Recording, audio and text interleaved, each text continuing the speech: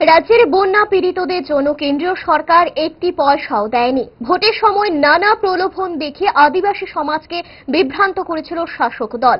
আদিবাসীরা এখনো বুঝতে পেরেছেন তাদের সঙ্গে কতটা প্রতারণা করা হয়েছে।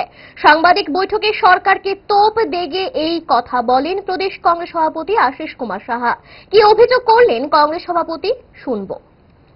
শুধুমাত্র রাজনৈতিক মুনাফার রাজনৈতিক লাভালাভের কথা মাথায় রেখে নির্বাচনের প্রাক্কালে নানা ধরনের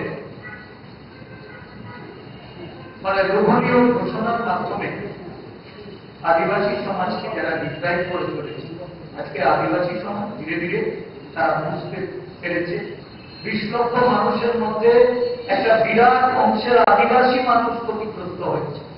37 জনের মধ্যে 20 জন এই বন্যা এবং ধসে আদিবাসী সমাজের মানুষ নিহত হয়েছে। এই বিরাট অংশের ক্ষয়ক্ষতি সত্ত্বেও আদিবাসীদের উন্নয়নে বা এই রাজ্যের বন্যা পীড়িত মানুষের উন্নয়নে কেন্দ্রীয় সরকার কোন ধরনের একটি পয়সাও কেন্দ্রীয় সরকার এই রাজ্যের মানুষের জন্য তারা ব্যয় করেনি বা কোন ধরনের প্যাকেজের ঘোষণা দেয়নি।